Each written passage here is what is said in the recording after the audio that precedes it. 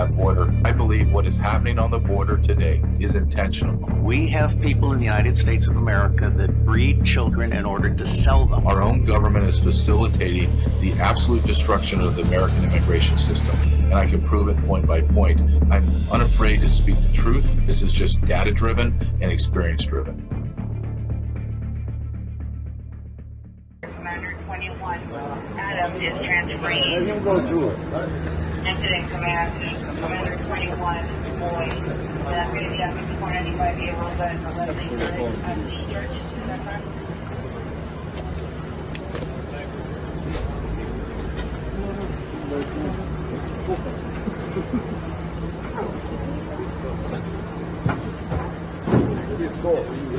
Yeah.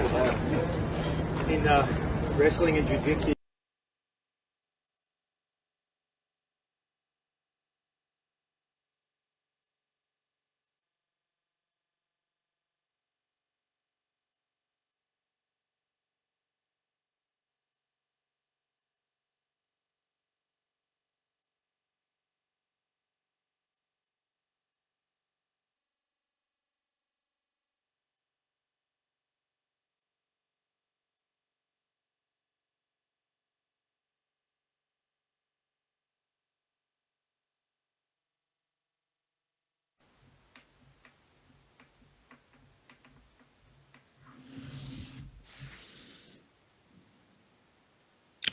Welcome to Truth with J.J. Carrell.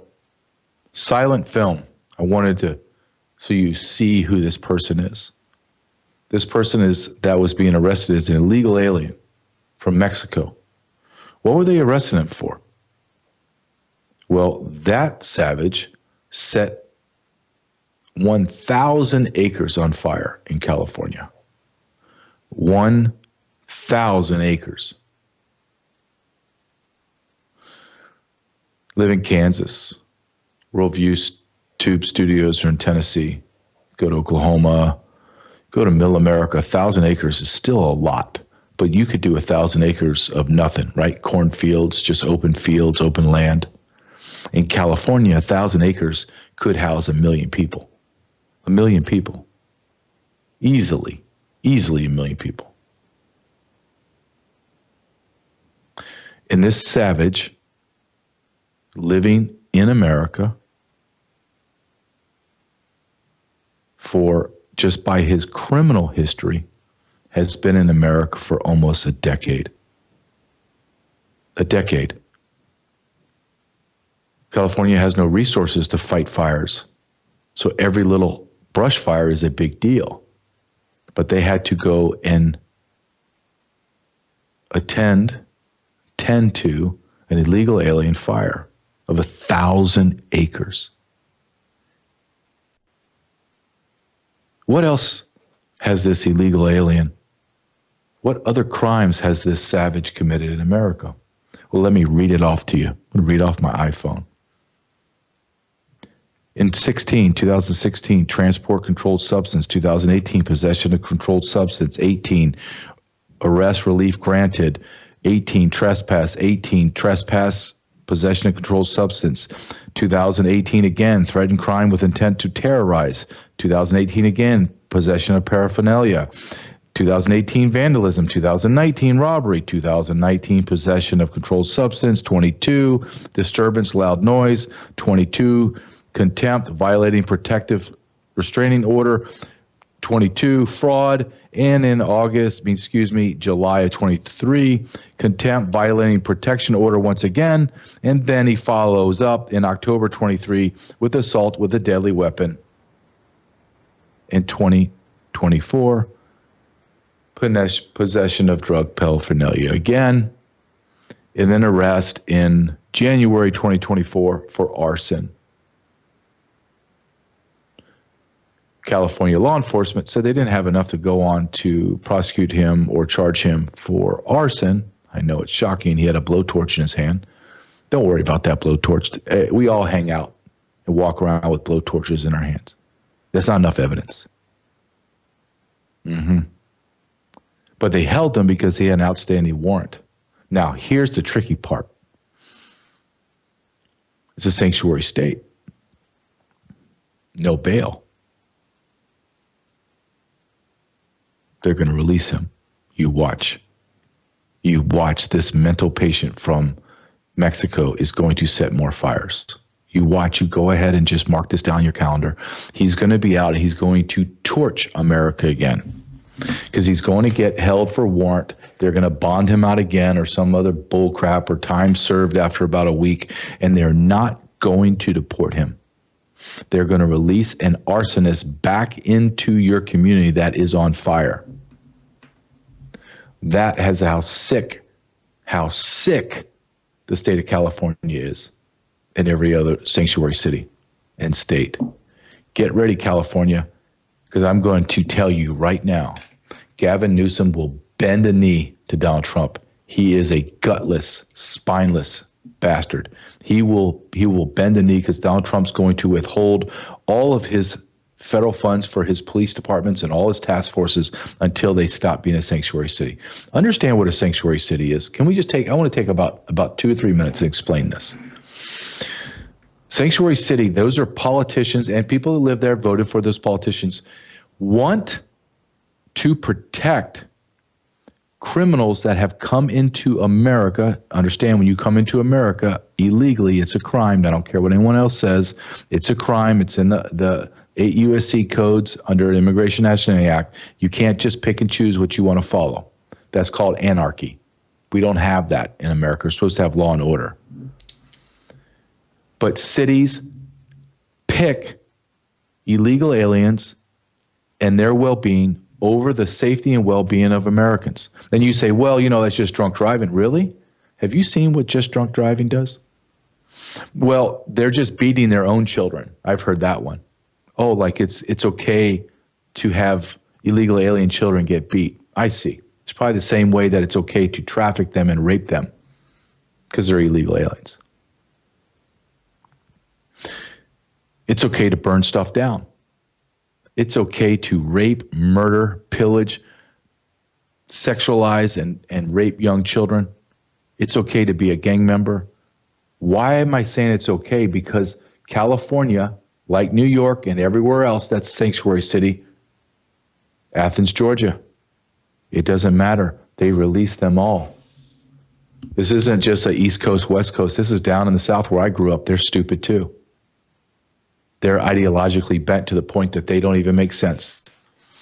You're going to release an illegal alien. You think that's not happening? It's happening every day in California. They release tens of thousands of prisoners on some proposition they had where they cleaned out the jails. The state of Massachusetts has released multiple child rapists after not even spending hours in jail upon arrest. Illegal aliens. This is how sick and perverse our country has become. That is why there is this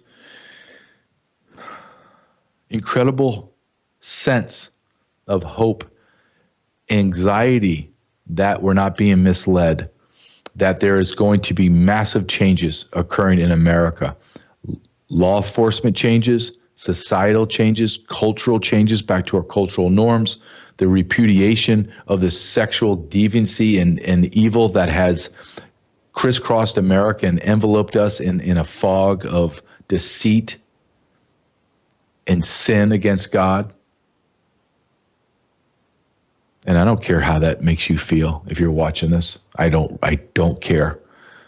I just had to have a long discussion with my son driving home to school about the LGBT crap as it's permeating into my car through our devices and the radio, and we're having to have conversations.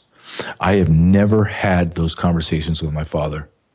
They were so bizarre 30, 40 years ago. Not 400 years ago.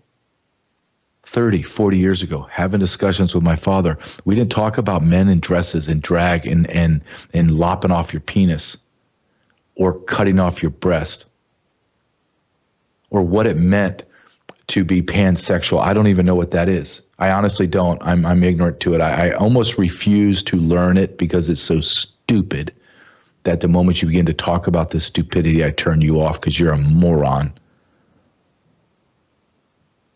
But I'm having a discussion with my son, and I feel as if I'm having a discussion. I'm telling myself, calm down. Don't impart everything on him. You're going to overwhelm him, and natural reaction is to push back. Just let him talk about it. So I did. I just let him talk about it. And then ask me questions along the line, or when I felt an opening, I could talk to my son about transgenderism.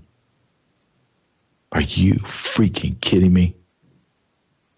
I know we make fun of it on TikTok because that's the only way you get through a day is just laugh at them. However, it becomes unfunny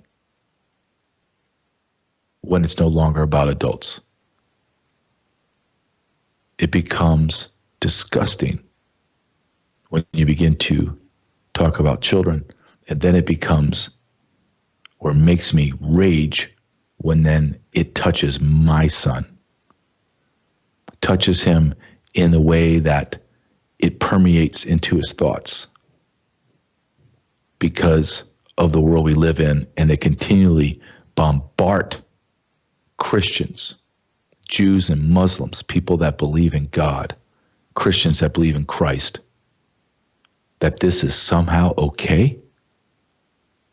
That this sexual perversion that we find ourselves in, this cesspool of morality, is somehow okay? I'm going to talk to my good friend Doug Argo in about 20 minutes, 15 minutes at the bottom of the hour on the dad segment. And we're going to talk about pornography. Not a comfortable topic, but it is a topic that is raging in our world today. It is consuming men, changing the way their sexual appetites and desires, and eroding their marriages and their relationships. And worse than that, it is getting inside the minds of our young children, and their brains can't handle it. Adult men are getting so screwed up, and they are men with fully formed brains. These young boys as young as 8 and 9 are experiencing pornography that we didn't, we being my generation, until maybe we were 15 years ago, we began to see it. Now it's right on their iPhones. Hell, it's right on. I'm watching gay couples pushing Geico, pushing Levi's jeans, Walmart. I mean, you name it. I have to sit here and watch same-sex couples kissing on TV. And I asked myself, 10 years ago, that would never happen. That would be the biggest discussion on talk radio and mainstream media. But now it's okay because we've gone down this slippery slope. You either believe in God and the Bible or you don't. It's simple as that. And the ones that don't, have at it. At least you have the courage to say you don't. But to listen to these lukewarm Christians that they're not tethered to anything, try to tell me it's okay. You either believe in something or you don't. You don't get to pick the Bible. Hell, I'm not saying that I'm following that Bible and I'm self-righteous and I'm clean. Absolutely not. I pray to God that he has mercy on my soul. However, I do not deny when I sin that it's okay. JJ, it's okay. God didn't really mean that. He didn't. Those are just suggestions. Nope, I'm very aware when I'm sinning. I'm very aware of it. I saw it. I was at a men's Bible study. I want to tell you this. I never had been to a Bible study, ever. I went to my first Bible study this week. And it was about sin. It's all about sin. And I remember sitting, I was in the back. And man, I'm sitting there, I'm looking at all these, there's about 100 dudes in there, man. It was powerful. I felt like it was powerful. Seeing 100 adult men sitting there wanting to be taught the Bible, that you could feel a hunger in the room for the teaching of God's word. And I was humbled because I would bet out of the 100 men that I was in the bottom 10% of knowledge.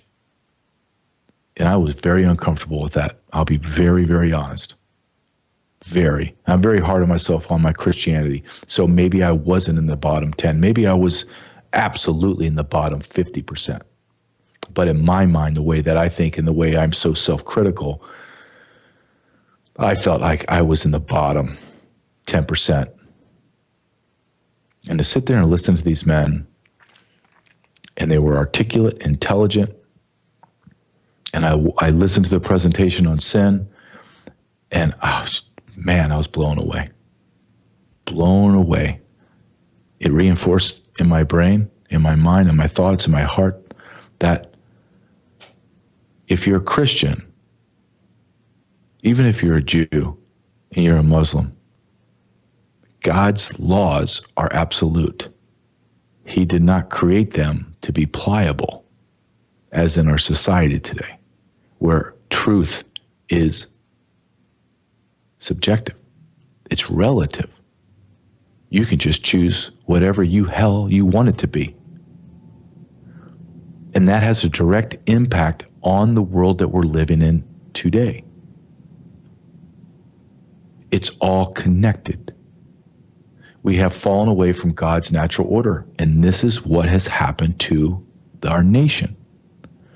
Don't tell me, even if you're a leftist that just happened on this and you haven't screamed at me yet and turned me off, even you, even the libertarians, even the middle-of-the-road milquetoast rhinos that I can't stand, even worse than the liberals, and even far-right people, are you telling me that you feel as if everything is humming along the way it should be in the world? Your answer is no, and I know it is, because I talk to these people, everybody, all the time. We do not feel as if things are humming along. We feel uneasy. There is more hope, but we all feel uneasy and we distrust almost everybody and everything.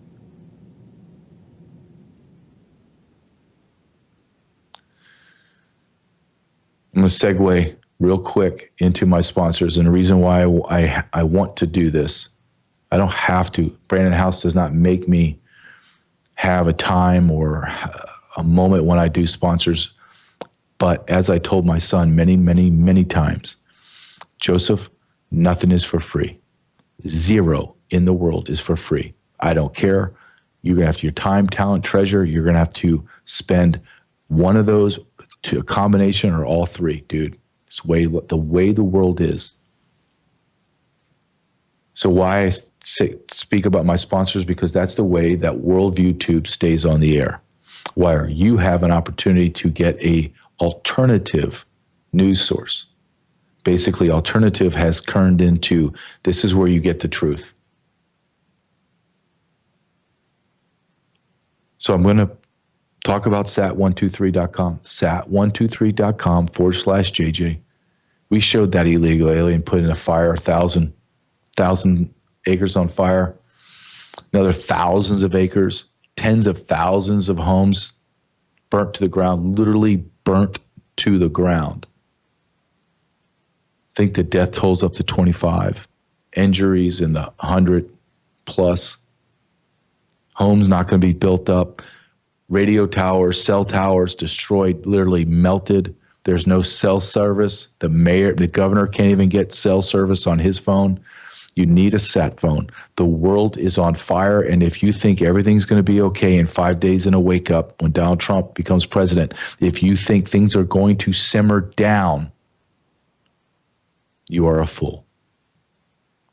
Things will not simmer down. They will accelerate. Do you think the left is just going to sit there and take it when they're so close to have taken over every aspect of our lives? People of power and means did not get power and means by being kind. I'm not saying everybody got it through nefarious actions. I'm just saying they didn't get that power, that political power. They didn't get the financial power through corruption by being kind. They got it by being ruthless, with nothing tethering them. The Ten Commandments, those are for the deplorable rubes in the middle America, those morons. Look at them barely getting by, and I have millions of dollars because I'm smarter than them. Sat phone 123. My son goes to school with a ballistic backpack. And you go, you are insane. Really? Go ask those people in Nashville, in Buffalo. Go ahead. Go call them up and ask them if they would love their child to the one they buried, if they, or a loved one that gets shot on a subway in New York or stabbed to death, if they would love to have had a backpack that had a ballistic vest shield in it. And they look beautiful.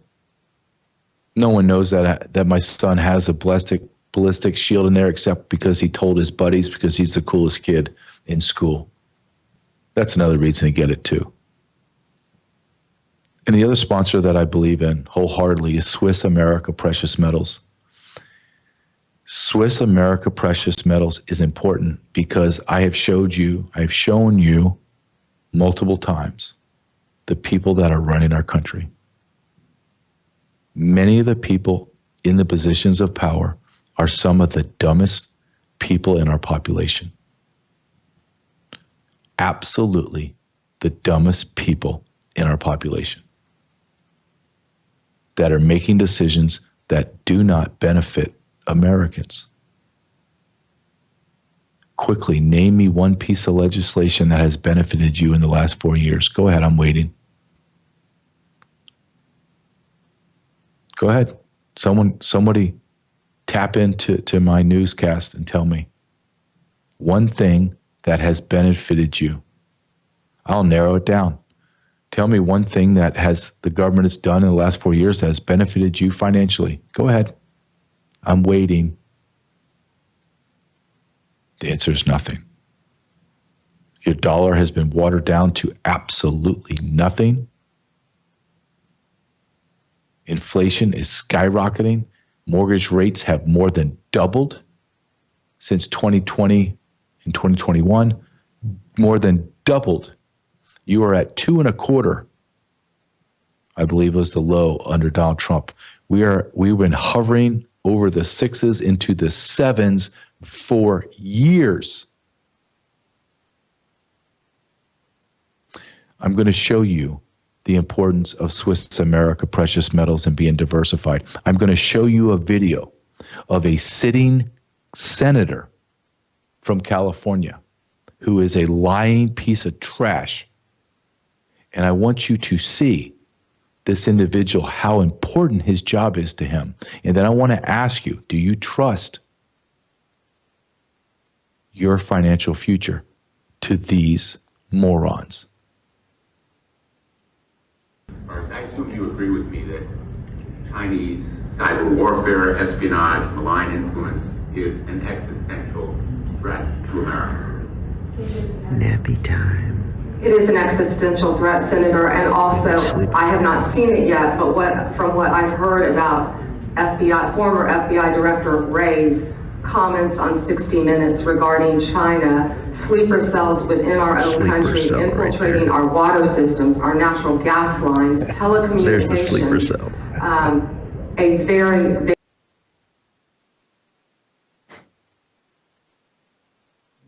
That's Adam Schiff. If you didn't know, you didn't recognize his pencil neck. I ask this question a lot, and I have to keep repeating it. Have you had enough, America? Have you had enough? I don't know. I have. I've had it. I'm sitting here going through my taxes, getting ready to meet with my accountant, go through it. I'm shocked. I'm shocked at what my expenses were this year. And I do the same thing over and over and over again in my life. That's just the way I structure my life. My wife she's awesome. Not a spendthrift at all. Incredible, actually. My son is like He's fine with eating a sandwich at home or going to get a burger. We live a life. We live. But I'm telling you, I'll give you a great example. Good friend of mine in California told me in 2023 to 2024, lived doing the exact same thing. Nothing's changed. No car payments, no nothing. Everything has been the same. And he needed $9,000 more a year to just break even. In 1 year, that's how much inflation went up. You have to diversify, because the people that are running our government have sold you, and they have sold you out for decades. Think of what the federal government did in 1913. They created a Federal Reserve, gave it a name to think it was tied to the government, but it was tied to, I believe it's 4 different banks. So bankers run our country. Our country does not control the money supply. An outside private company of bankers run the financial system of America. And every time they print money, they make money. So why wouldn't they print ad nauseum? And they have printed ad nauseum. The other thing that helps Worldview Tube, helps me actually as well, is being a subscriber to the Vault. Go to worldviewtube.com/JJ. We just released the Sarah Maccabee interview today. Just dropped it.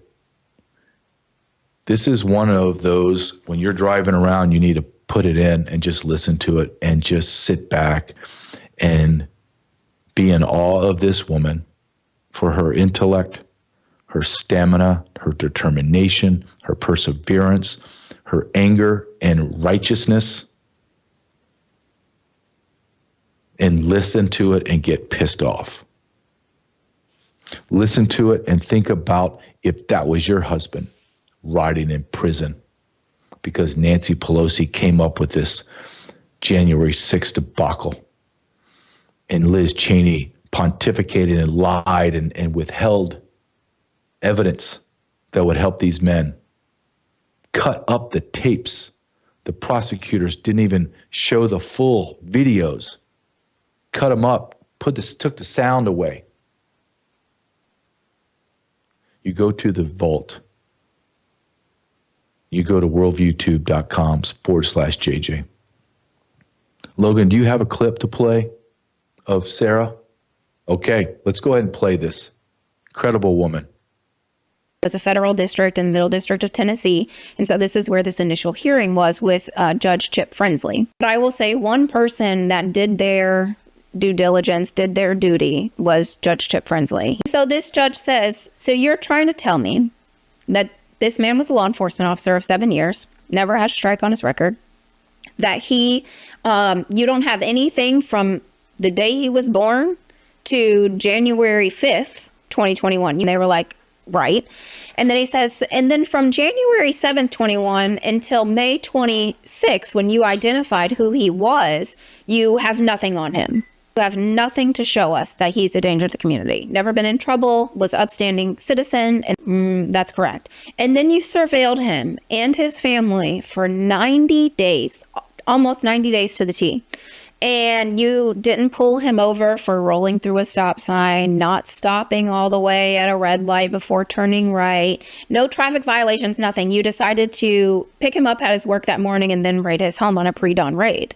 And they were like, yeah. And he was like, this man is not a danger to the community. This man should be released on bond pending trial. They already had the paperwork ready to send to Washington, D.C. to appeal because they knew that they were going to lose that. And so they kept him in custody. He went back to Kentucky. And then at that point, the case was moved to Washington, D.C. Oh. And it was signed to Judge Emmett Sullivan, who is the same judge that presided over the General Flynn case. And if the audience doesn't know, they should do their research on Emmett Sullivan, because the prosecution, the government who was bringing the case against General Flynn, wanted to back out and say, we're not bringing this case anymore. We want to drop the charges. And Judge Emmett Sullivan said, no, we are proceeding forward with this case. Which he didn't have the authority to do. Exactly. And that's where these judges operate like they are gods in Washington, D.C., because there is no accountability.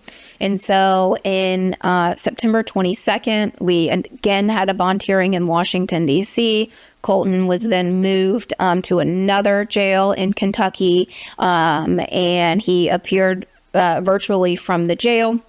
And the Judge Emmett Sullivan called him a terrorist on record. Sarah Maccabee, you have to listen to this vault interview. She's incredibly intelligent. And she articulates the absurdity, the criminality of January 6th, of these men rotting in prison. My prayer is in 5 days that Donald Trump does a blanket pardon and all those men are out of prison. And then they win their $50 billion lawsuit against the federal government. And when they do that, when the federal government does not, and I hope Trump says, nope, we're not paying out. I want this to go to court because I want depositions and I want discovery, because I want the whole world to see how corrupt our federal government is, how nefarious Liz Cheney, Benny Thompson, and the rest of those morons are, and they all pay a price. If I went in front of a judge and I withheld, I had a narco smuggler that I arrested. Yep, Your Honor. Well, that's not his narcotics. Don't worry about it, Your Honor. I don't need to show you the videos of it, the pictures of it. You need to trust me that that man right there just smuggled in 10,000 pounds of narcotics into Santa Barbara. Nope, I'm not going to show you. How fast do I not get thrown out of that courtroom? Contempt of court? Giglioed? That means I can't testify ever again because I'm a liar? How fast does that happen? It happens immediately. So why did we allow the rhinos with Adam Kissinger, that crybaby beta male that needs to be punched right in his face for lying, should be in jail? See how he likes it in jail with the big alphas. I'm sure he'll be crying for many, many different reasons. We need justice. We need justice. All right, after seeing Sarah talk about that and get me all worked up, I need to get in my pillow. I need to lay down. I'm freezing cold. It's freezing in Kansas. It's going to be 50 tomorrow, and then it's going to drop down to 1 degrees. 50 to 1. It's not good for my skin. It's not. I need to get something. You know what, Logan? Why do we not have a skin product? But no, Logan, we do. We got Ped Club. They have a balm that I use on my hands. My hands get dry. But I need to sleep sometimes, so I go to mypillow.com. mypillow.com. You know what you need mypillow.com for, Logan? Remember that guy yesterday, or that person from the gay choir? You need a mypillow.com if you're going to fall in love with that person, because you need some good sleep. You need to drift away into la la land so you never have to wonder, because in a couple hours you're going to hear a booming voice with deep, deep bass and a very, very bad 5 o'clock shadow right next to you. So you need a mypillow.com, promo code JJ. Now I'm going to bring in he's one of my favorite guys. He just is. He's my former college roommate. He is an educator for decades, a high school athlete, coach, football and track. He is a alpha male. He is someone that I respect. As I told you that I was in Bible study, he would have been in the top percentile of that men's Bible study, as I would have been in the very back row, feeling very inadequate as I was. However, I bring him on because this is the dad segment. And this is the most important thing I talk about. the government being corrupt, the misuse of funds and the corruption and the embezzlement of taxes and the open borders, that's extremely important. But I find this to be the most important issue facing America, and that is the lack of fathers. And I believe if we had fathers, masculine men leading our families, they would lead communities, and those communities would lead states, and those states would lead our country. And Doug and I have to talk about something that may be upsetting to you to listen to, but it is the most overwhelming issue that is no longer whispered about in dark corners. It is openly discussed now as a raging problem in America, and that's pornography. Let's bring Doug in. Doug, how you doing today, my man? Hey Jay, doing well, and man, I'm so humbled to be a part of the cast, the show that you put on. I mean, dude, I can't even shed light on the ladies that you have in there and the conversations that you have with them. Man, what are they doing to our the future? What's coming from them, from their testimonies? It's just, you're doing a phenomenal work, and I just pray that your broadcast just continue to get broader and broader and broader, so more people can hear the truth and hear the truth from you the way you're presenting it. I appreciate that, Doug, and it means a lot coming from you, because you know I have the highest respect for you as a man and as a father. You have 4 children, you have grandchildren, you have 2 daughters and 2 sons. And before I get into this very hard topic to discuss, I want to show you a video. And I saw this, Doug, yesterday, and I don't think I sent it to you. And it's called A Man's Dream. And I know that you felt this with your sons, and I'm sure you felt it with your daughters as well. It doesn't matter what sex your child is. When you watch this is powerful to me, because I remember my teenage son when he was my little dude, and the way he would sit next to me, like he would literally like nudge his way into the frame of my body, get as close as he could to me. And that's powerful. And I talked about this a little bit in the vault about you think your life has meaning. You think you're doing something that's important, and you don't have time for kids, and you don't have it. Dude, if you don't have time for this, if you don't understand the power of love in this, then you're missing the whole reason why God put you on earth as a man. So I want you to see this. I want you to see this. It's like 30-second video, and just tell me what your first reaction is.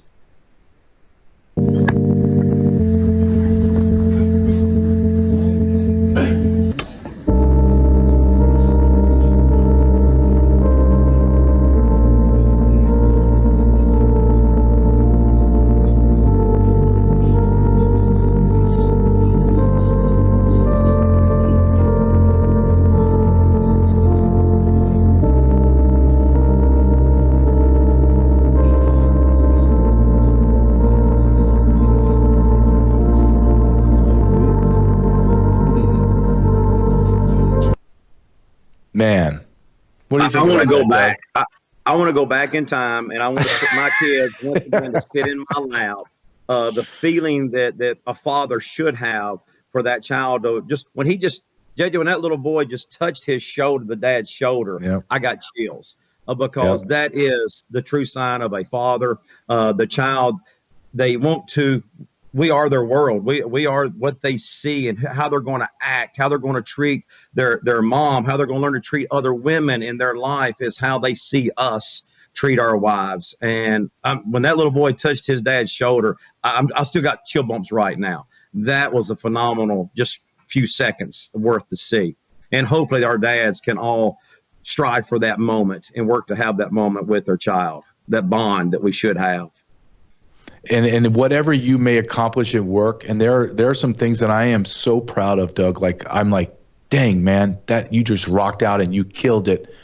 It's meaningless to when my son put his hand on my shoulder and come sit down next to me and ask me some question about what we're watching, and we just sat there in silence, just watching little Einsteins, and just sitting there and listening to inane commercials and laughing and giggling together. Amazing. Now, one of my favorite moments Yeah, one of my favorite moments like that is after a football game. Eli was young, probably 5 or 6 years old. And after a game, he'd always get on my back or up on my shoulders, to see what everybody was saying. And he put his hand and his head on top of my head. A photographer took a picture of it. That was in the local paper. And we had a friend do a painting of that, and we have that today. And it's just one of the most memorable moments of him just being on top of my shoulder and his head on top of my head. Yeah. Being a father is the greatest gift God has given us, the greatest responsibility, but it's also the greatest gift. Yep, but the greatest gift. And when we look at this young man and that little boy, he's like maybe 3. If I told you that little boy in 6 years, 5 years when he turns 8 or 9, and I'm going to read you something that I pulled up on 2 articles that I want to talk to you about. And I'm going to talk to you about the dangers of pornography in America. Pornography in America. And they're saying, experts say by age, considering the average age kids are exposed to porn is between 9 and 11. 9 and 11, Doug. And that was an article called A Child's Brain on Porn, The Dangers and Damages. And I want to read you this next one. This came from a report, an article, What Happens When Children Are Exposed to Pornography. And this is a quote, with technology and the internet as crucial and necessary part of life, pornography has never been more easily accessible to children. This is unbelievable. 93% of boys and 63% of girls report being exposed to internet pornography before the age of 18, with the average age of first exposure at 12 years old.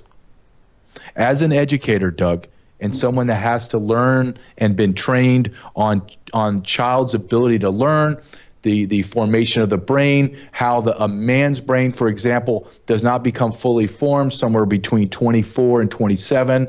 A woman's brain comes fully formed earlier than that in the early 20s. What is your take when you first hear these statistics about pornography in our world? Sadly, as staggering as it is, it's true. All my years in middle school, and then I've had 15 years basically in middle school, the other 14 in high school, and I've seen this in each of those age frames. Middle school being 6th through 8th grade, and that's that time frame that you're talking about, Jay. And what people don't realize, or some don't, how you just talk about the girls and boys' maturity. Girls mature at a younger age. Their hormones are kicking in that 5th, 6th grade area, where the boys don't kick into 7th, 8th, or even 9th grade. So that is such a vulnerable time for them. Not just everything they're going through, changes in life, changes in school, the rigor that's already in school, the things that are already happening in their mind. And then they're given this just right here in video, just like on this laptop right now, on their phone. It's like, wow, this is something I can see. And then what they're seeing from that, it is so much going on inside their mind, they can't process it. And it gets to the point where they don't even realize that it's wrong. And we could go on and on forever about how this could be stopped if parents make sure that they are policing what's happening in their home, in their child's hands. You think about it, Jay, when you and I were in school, it was a long time ago, but in middle school age, that time frame in our life, back then, what is rated R to watch is PG-13 now. I mean, it's even on their TV, even in family settings, you cannot watch a TV show after 5 o'clock in the evening without it being adult related. But they say it's okay for it's 14-year-old and up. They're allowing our youth to see too much, and again, they can't process it. And if parents aren't really on top of what their child is seeing and doing, it's a drastic strain and going down, and they are going to suffer greatly from it. They have got to make sure that, and all this could be helped if we'd make sure our kids, we never let ours have a TV or technology in their bedrooms. There was the open playroom, or the bonus room. And that's where we had more access, or easily access to. We walked by it constantly and we could see what they were watching. But when you allow it to happen in their bedrooms and technology all night long, with anyone that has access to internet, it's a 24/7 problem. And it's got to be more addressed. Parents have to realize that, my little 9-year-old can see it because he has access to the internet. And I'm going to go back to the article, A Child's Brain on Porn, the damages and the dangers and damages. It says, according to the 2022 annual report, 62% of tweens, those are middle schools, and 82% of teens have encountered nudity or content of a sexual nature online. So to go to your point, and it's not so much, Doug, remember when, so my father didn't subscribe to Playboy or Penthouse. However, my friends' fathers did. So you and I growing up would be someone stole a page out of a Playboy magazine. So we saw a naked lady from the waist up. And of course, that would send us into a stratosphere, right? At 13, 14 years old, we would just be spinning like a top. That was a picture, Doug. Can you imagine when we were back at 12, 13 and seeing the hardcore pornography today? And there's millions, hundreds of millions of those videos, not pictures, just videos. We're not even talking about the billions of pictures. What I think back at that time, I know that I barely had the ability to understand a picture, torn off, jagged edge picture from Playboy that has been passed around. It's all crumbled up versus what I would have done if I would have been able to see pornography in real time. That would have been unbelievable, mind-bending. What have you seen in your decades of education as the emergence of technology and therefore the accessibility to pornography? Have you seen just a physical change, a reaction to the opposite sex change? Here's the main changes that I have seen through just years of being in education. Like I said, you go from just a picture to a video, then it makes it look more, it feels more real. It feels like it's alive, and that person can be a part of it. And with that, it's carried over into where it affects the relationships. It affects the respect that you see between a boy and a girl in any relationship they're having. You also see how, Jay, what they're seeing in music videos today in that industry. The women in those videos, they're hardly wearing nothing. And so guess what? We have students wanting to dress like that and walk that way down the hallways in the schools. And I remember when you left the Border Patrol and went into the education world, how shocked you were at just things you had to witness in the hallways, what students would wear, how they would act. And I mean, there's times now that I'm in high school, I'll make sure I'm looking at a girl in the eye when I'm just having a conversation. And even though there's a dress code, they can unzip their jacket, whatever top that they're wearing. And it's like, okay, then we go get on the radio or discreetly call a female admin. Can you come down and, check with this student to make sure that, they're handled properly. But you just see it more and more and more now, Jay. And it's sad. It's sad for our youth to have to live this way.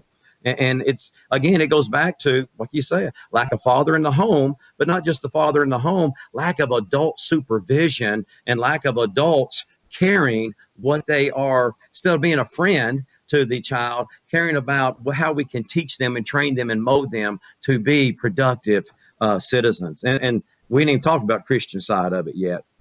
Yeah. I mean, that's a whole nother, hour show. What did you have any conversations with your sons or daughters about pornography when they were growing up? Well, I can't remember exactly, but Eli reminded me, talking about the age, he was in 4th grade when he first saw a naked woman on a TV show.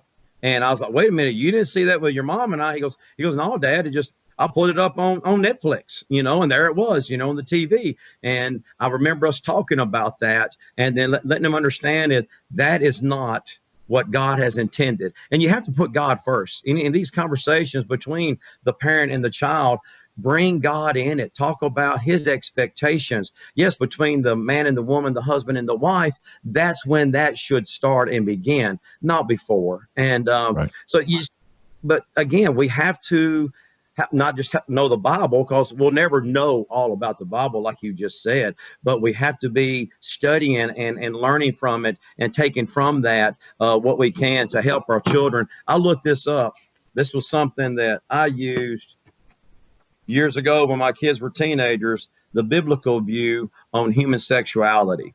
And of course, back then, pornography wasn't the issue. This was back in the early 2000s, 20 years ago. The pornography wasn't the issue, but there's still the issue of just sexuality in general, And so now it's thanks with social media. Sarah just texted me, my oldest daughter just texted me. She's watching this, and she said, social media, Dad, because she's a middle school teacher.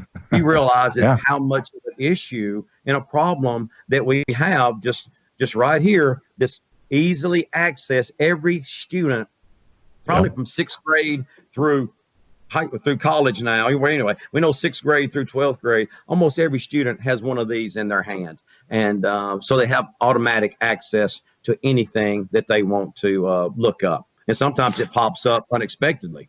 Yeah. And that's, we always say, oh yeah, when you start going down that rabbit hole and understand that, why does my son 2 clicks away from pornography on YouTube, right? You're just 2 clicks away before you see. And what you and I would consider pornography 20, 25 years ago, that's just normal. That's just the way they wear things. Now, I listened to, I can't remember if he was a preacher, but he was a man of God and talking about pornography. And he put in, I always love listening to men that are much smarter than myself, because I learned such a great deal, and they have a different perspective instead of my very linear way of thinking. And I never thought of it this way, and I would like to present this to you. He says, we claim to be Christians, we claim to be Muslims, we claim to be Jews, and we claim that all of that pornography and everything is outside of our home. However, you will turn on your Netflix, you will go see a movie that has pornography of two people having sex, and you will look at a woman naked on the screen, but you never stop, or a man naked, you never stop and ask yourself, that is someone's child. So would you go and watch your neighbor's daughter strip naked? Would you? I hope the answer is no. Why would you do that? Why? So why is it okay to go and look at another man's daughter naked on the screen? There's no difference. There is no difference between looking over your fence and seeing someone naked 5 feet from you, or looking on a big screen. And it was fascinating when he broke it down in those terms of you. And I talked about this before you came on, Doug, the way that, well, the way I'm going to talk about me, the way that I sin is that I rationalize it. I find myself rationalizing sometimes, and I go, wait a minute, hold on a second. You're an idiot. There's no, you can't, you just sinned. That's it. You just did. But we have a tendency as humans to rationalize our sin away. That, well, that's not that bad. So it's really not adultery if I'm just seeing it on screen. No, it is, because you are lusting. Then just your normal reaction of a man to see a naked woman, a beautiful naked woman, is to lust after her. That should, and I don't care how righteous you are. That's a natural instinct to go, oh God, that's incredibly beautiful. I want that, right? Right. What do you think about that depicted that way? Yeah, and think about it. What Hollywood, and we say Hollywood broadly, but how it has caused us just desensitization to everything that we see. Because we see it on a TV, we're like, oh, well, that's okay. And think of all the years that it had. Do you remember the Lucy, Ricky and Lucy, I Love Lucy show? Yep. Black and white. They slept in separate beds. Yep. From the 60s, 70s, that was, you didn't see what happened behind closed doors. It was left for the imagination. And I mean, what's wrong with that? It's great it's hard to find a show today where that happens. And Andrew and I are so selective on things we watch, and there's some great shows out there. But Jay, and we can go on another whole rabbit hole about language, but how easy is it to, all you hear now is the F-bomb constantly, Yes. Yes. I mean, how degrading is that word? But our youth, I hear it every day. And I look at them, I'm like, we don't say that word, but they're not hearing it enough from somewhere, from home, to let them realize it's not okay to say. In one of those articles you sent me, and you read some from it already, one of the points it made about the parent being in control of what their child is doing, something to think about. And not to disrespect anyone out there, single husband, single mom, father, whichever, but grandparents. A lot of grandparents are raising children now, Jay. And guess what? What they see or hear cartoon or animation, they may not realize that it is adult oriented now. What you and I grew up with, Bugs Bunny show, there wasn't anything sexual about that. It was Roadrunner trying to catch, get away and catch somebody. Right. It was so much more simplistic then. But now there are animated shows that are where you just look at, it's a cartoon. You don't think anything about it unless you truly know the dialogue, the content. And so there again, we have people that are allowing children to watch things not knowing what they have. One of the worst things happened to me as a teacher. I was popped in an old video one day, and it was a health related video. I didn't watch it to see the content of it. And I couldn't hit the stop, eject, power button fast enough. I'm like, oh no, I'm gonna lose my job. But I mean, we have to be aware, of what's going on, the content that's out there, and do everything we can. It's okay to put a bubble around our children. It really is, especially in today's world. We have really got to protect them, because guess what? They're going to be an adult soon enough. Let's let them enjoy their childhood and teenage years. The innocence. They just really should. Oh yeah, what need the innocence. Needs the innocent. Hold it back as long as we can. Doug Argo, thank you for your time again, man. I love speaking to you. I think what you and I are talking about, I wish I could be more articulate, but you are wonderful, and you're always welcome back on, because we need people to speak the truth, and you're one of them. Yep. If I can, just one thing. You mentioned earlier about going to your first adult man's Bible study. Jay, last January, and this is in the school setting, me and two others got together at 7:15 a.m. before school started on Wednesday, and we said, we're going to do this every Wednesday morning and see how many men we can get to start joining us. Those group of 3 has become 17. Now, we don't always all 17 meet, but our group has grown. We're averaging 7 or 8 on those Wednesday mornings. So, and things I've talked about, we're seeing it now in our athletics and in our athletes and our coaches praising God and mentioning the name Jesus and saying God after a game, win or lose. We're winning this battle, and I cannot wait for Monday and what happens after that. I truly believe, first of all, God is a king. He is in charge, but I truly believe that Donald Trump's going to help us get back on that track of in God we trust. And I'm looking forward to what this nation can do, especially with men like you that are continuing the fight and bringing the people on that you do. And just keep doing what you're doing, man. Love you. All right. I really do appreciate you. All right, Doug. Thank you so much. We'll see you in a week or two. Thanks, brother. Absolutely. Okay. Man, my show's over. It's over. 19 seconds left. Doug Argo's great. We need more men like him. We need more educators like him. We need more fathers and husbands like him. And how do you not like or love Doug Argo? That country accent, that little gray stubble on his face, you got to love those type of men.